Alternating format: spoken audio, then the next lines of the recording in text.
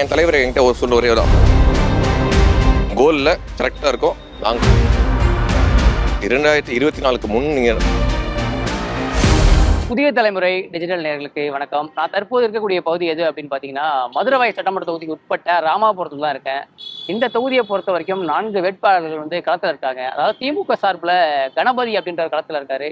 அதே மாதிரி அதிமுக சார்பில் பெஞ்சமின் அப்படின்றவரும் களத்தில் இருக்காரு. இந்த பக்கம் பார்த்தீங்கன்னா நாம் தமிழர் கட்சி சார்பில் ரேவதின்றவங்க களத்தில் இருக்காங்க. அதே மாதிரி தமிழக வெற்றி கழகம் சார்பில் ரேவந்த் சரண் அப்படின்ற களத்தில் இருக்காரு. இந்த 4 வேட்பாளர்கள் நம்ம இப்போ சந்திக்க வந்திருக்கோம். இந்த 4 வேட்பாளர்களும் மக்கள் கிட்ட போய் என்ன சொல்லி வாக்கு சேகரிக்கிறாங்க, மக்கள் முக்கியமான பிரச்சனை, அதாவது தீர்க்க முடியாத பிரச்சனை அப்படின்றது என்ன சொல்றாங்க, அதே மாதிரி மதுரவாயில் முக்கிய பிரச்சனைகள் என்ன, இப்படி பல்வேறு விஷயங்களை நம்ம வேட்பாளர்கிட்டவே நேரடியாக கிட்ட தெரிஞ்சுக்கலாம் வாங்க.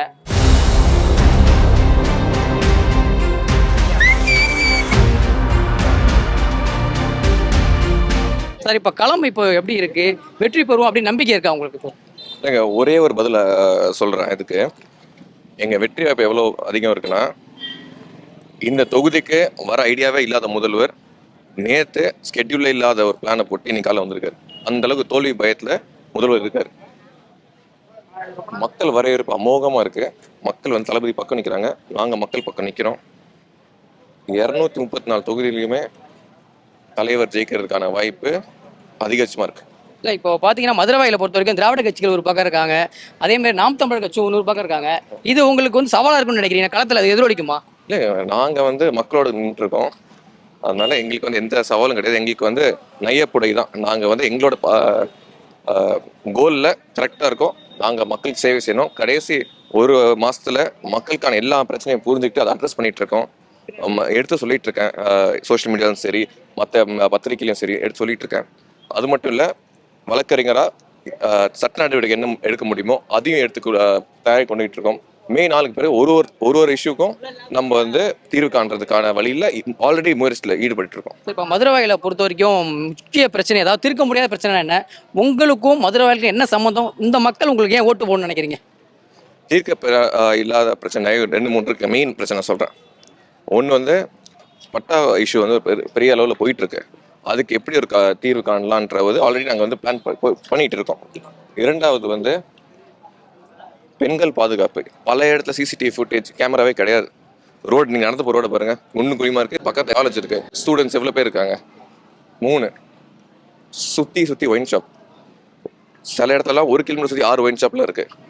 ஐயப்பக்கம் போடுற பகுதியில் ரெசிடென்ஸ் இருக்க, சுற்றி இருக்க ஒரு 100-200 வீடு இருக்குன்னா நடுவில் குப்பையை போட்டு எரிக்கிறாங்க, டம்பியார் மாதிரி. அந்த மாதிரி விஷயங்கள்லாம் ஏர் பொல்யூஷன் பண்ணுது, சுவாசிக்கவே முடியல, மக்கள் வாழ்றதுக்கு ரொம்ப கஷ்டப்படுறாங்க. அதே மாதிரி நீங்கள் கேட்டட் கம்யூனிட்டிஸ், பெரிய அப்பார்ட்மெண்ட்ஸ்லாம் போட்டிங்கன்னா property tax issue, water sewage connection நிறைய இடத்துல இல்லை, பட் அவங்க டேக்ஸ் கட்டிட்டு தான் இருக்காங்க. ப்ராப்பர்ட்டி டேக்ஸ் வந்து நம்ம டிநகர் பார்க்கறத விட இங்கே ஜாஸ்தியாக இருக்குது. அதுக்கு வந்து ரிவைஸ் பண்ணணும்.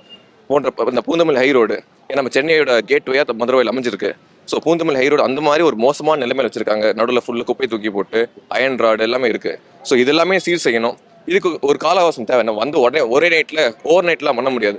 ஒரு கால அவகாசம் தேவை. அதை எடுத்து கண்டிப்பாக மதுரவாயில் தொகுதி அடுத்த கட்டத்தை கொண்டு போடுற நம்பிக்கை எனக்கு இருக்குது. இப்போ நீங்கள் ஒருவேளை வெற்றி பெற்று வந்தீங்க அப்படின்னா, இந்த ஷோ மூலம் மக்களுக்கு ஒரு உத்தரவாதம் கொடுக்குறீங்க அப்படின்னா என்ன கொடுப்பீங்க, என்ன பிரச்சனையை சால்வ் பண்ணுவீங்க? இல்லை, மக்கள் பிரச்சனை கேட்டு மக்களோட நின்று, ஏன்னா என் தலைவர் என்கிட்ட ஒரு சொல்ல ஒரே தான், மக்களிடம் செல், மக்கள் பிரச்சனை கேளு, அதை தீர்த்து கொடு. அதை மட்டும் சொல்லிட்டே இருப்பேன். என்கிட்ட நான் நிறைய மீட் பண்ணுவோம் சொல்லுவார். அதே மாதிரி எப்பயும் அவங்க கூட நின்று அவங்க கூட குடும்பமாக சில பிரச்சனைகள் தீர்க்கலாம், சில பிரச்சனை தீர்க்கிறது கஷ்டமாக இருக்கலாம். பட் அவங்க கூட தோல் கொடுத்து அவங்க கூட நின்று நம்ம இருக்கோன்ற காமிச்சாலே மக்களுக்கு பெரிய பலம். என் சக்திக்கு முடிஞ்சது, என் கட்சி சக்திக்கு முடிஞ்சதை வச்சு நாங்கள் எல்லாமே செய்வோம். நான் பொய் வாக்குறுதி கொடுக்க விரும்பல, செயலையுமே காட்டுறதுக்கு நாங்கள் தயாரிக்க வேண்டியிருக்கோம். மே 4க்கு பிறகு நீங்கள் பார்ப்பீங்க. இப்போ நாம் தமிழர் கட்சி வந்து இளைஞரோட வாக்கு மொத்தமும் எங்கள் பக்கம் தான் இருக்குது அப்படின்னு சொல்லி பிரச்சாரம் பண்ணுறாங்க, இளைஞரோட கூட்டத்தையும் காட்டுறாங்க. நீங்கள் இளைஞர்கள்ட்ட என்ன சொல்லி வாக்கு சேர்க்கிறீங்க? அவங்க உங்கள் பக்கம் தான் இருக்காங்களா இளைஞர்கள்லாம்? 2024க்கு முன் நீங்கள் சொல்கிறதுனா உண்மை இருக்கு. அப்பயே அவங்க 7% வச்சுருந்தாங்க, 8.2%. இப்போ வந்து இளைஞர்களுக்கு மொத்தமாக நாம் தமிழர் மட்டும் இல்லைங்க, திமுகவும் சரி, அதிமுகவும் சரி, பாஜகவும் சரி, எல்லா கட்சியிலும் மக்கள் திருந்தி எங்கள் பக்கம் வந்துட்டாங்க. இளைஞர்களுக்கு பட்டாலும் சரி, பெண்கள் கூட்டமும் சரி, அதிகபட்சமாக எங்கள் பக்கம் தான் இருக்காங்க. அதை வந்து நீங்கள் வந்து மே 4 ரிசல்ட் நீங்கள் பார்ப்பீங்க. எங்கே போனால் வரவேற்பு அவ்வளோ அமோகமாக இருக்குது. இப்போ நாங்கள் 100 பேர் ஊர்வலம் போகிறோம், கேம்பெயின் பண்ணுறோன்னா, நான் முடிக்கிற சமயத்தில் 300 பேர் இருக்காங்க, தன்னெழுச்சியாக வராங்க. அந்த மாதிரி கூட்டம் எந்த ஒரு கட்சிக்குமே வராது. இப்போ மதுரவாயில நீங்கள் கேட்டு தான் விருப்பப்பட்டு வாங்கினீங்களா? நீங்கள் இங்கே திக்க போகணும்னு தெரிஞ்சிச்சு, உங்கள் தலைவர் விஜய் என்ன சொல்லி உங்களுக்கு என்ன அட்வைஸ் கொடுத்தாரு? இல்லை மதுரவாயல் தொகுதி நம்ம எங்கள் தேட்டர் பக்கத்தே இருக்கிறதுனால நிறைய உதவிகள் ஆல்ரெடி பண்ணிட்டு தான் இருக்கேன். ஒரு NGO வச்சு நடத்திட்டு இருக்கேன். ஒரு 8-9 வருஷமா பல உதவிகள் நான் பண்ணிட்டு வந்துட்டு இருக்கேன் இந்த ஏரியாவில். அப்படி இருக்க சமயத்தில் மதுரவாயல் தொகுதி நானே விருப்பப்பட்டு கேட்ட தொகுதி தான். நீங்க இந்த தொகுதியை சேர்ந்தவர் தானா மதுரவாயில? இல்லை நான் என்னோட ஆஃபீஸ் இங்கே இருக்கு. பட் நான் இந்த தொகுதி சேர்ந்தவன் கிடையாது. பட் இங்கே பல உதவிகள் சேவைகள் பண்ணிட்டு வெளியில இருந்து வரேன்னு சொல்றீங்க, உங்களுக்கு வரவேற்பு கொடுக்குறாங்களா மக்கள்? பயங்கர வரவேற்பு தராங்க. ஏன்னா மக்கள் என் முகம் பரிச்சயமான முகம் இந்த மக்களுக்கு. ஏன்னா நிறைய வந்திருக்க நிறைய மக்களுக்கு தெரியும். இங்கே ஆல்மோஸ்ட் எங்கள் டெய்லி ஆஃபீஸ் போகிற மாதிரி தானே இது. என் ஆஃபீஸ்ல வந்து வேலை செய்கிற மாதிரி இருக்குது. ஸோ டெய்லி வர ஏரியா தான் இருக்குது. எனக்கு ரொம்ப புதுசான எதுவுமே கிடையாது. அதெல்லாம் மக்கள் ரொம்ப வரவேற்பு தராங்க, உற்சாகமாக இருக்காங்க. மக்கள் ரொம்ப தலைவரை முதல்வாக்குன்னு அது ஒரு மாற்றம் வேணுன்ற ஒரு குறிக்கோள் அவங்களுக்கு கண்டிப்பாக இருக்குது. உங்களுக்கும் இந்த தொகுதி மக்களுக்கும் நிறைய நெருக்கம் இருக்கு அப்படின்னு சொல்றீங்க.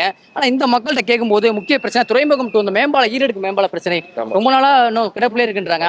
அதை பத்தி நீங்க என்ன நினைக்கிறீங்க? அது நீங்க ஒரு வாய்ப்பு ஆட்சிக்கு வந்தீங்க அப்படின்னா வெற்றி பெற்று என்ன செய்வீங்க? திட்டத்தில் என்ன?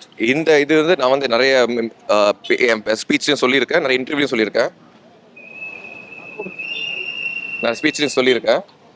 சொல்லும் போது என்ன சொல்றாங்கன்னா, கடைசி 15 வருஷம் கிட்ட திமுக சரி அதிமுக சரி மாற்றி வராங்க, பண்றீங்கன்னு சொல்றாங்க. அவங்க டெண்டர் கொடுக்குறாங்க, அது அவங்க கான்ட்ராக்ட் தர்றாங்க, அவங்க வேலை பண்ணுவாங்க, பாதையில் நிறுத்திட்டு ஆட்சி மாறிச்சுன்னா வேற கான்ட்ராக்ட் வராங்க. ஸோ இந்த மாதிரி மாற்றி மக்களுக்காக அவங்க பார்க்கறதில்ல. அவங்களோட குடும்பம், அவங்களோட சொந்தக்காரங்க, அவங்களோட ரிலேட்டிவ்ஸ் வந்து சம்பாதிக்கணும், மக்கள் எப்படி போனாலும் பரவாயில்ல அப்படின்னு நினைக்கிற ஒரு ஆட்சி தான் அது. நன்றி சார்.